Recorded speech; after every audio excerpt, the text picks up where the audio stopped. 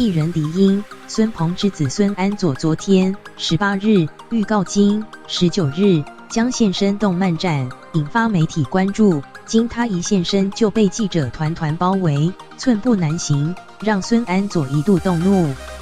好不容易停下来受访，他自曝未来将出国攻读营养学，但被问到父母的近况，他翻了一个大白眼后就转身走人。综合媒体报道，孙安佐今天穿着招牌外套，和6、7名友人一起现身动漫展，一出现就被各家媒体围堵追访，表情明显不满，一度表示：“请问你们这样围着我，我是要怎么逛？”随后，孙安佐表示仅接受记者提问3个问题，问完若还是被跟，就会离开不逛。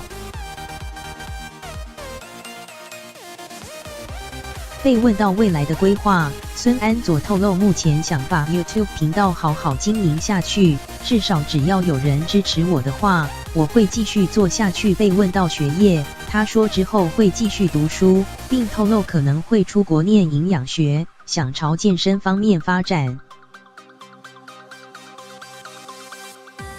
至于今天主要想看什么，他则说每个摊位都会逛逛。后来被问到爸妈孙鹏和迪英的近况，孙安佐翻了个大白眼就转身走人。孙安佐随后也在 IG 上逛动漫展的影片，直呼人真的有够多。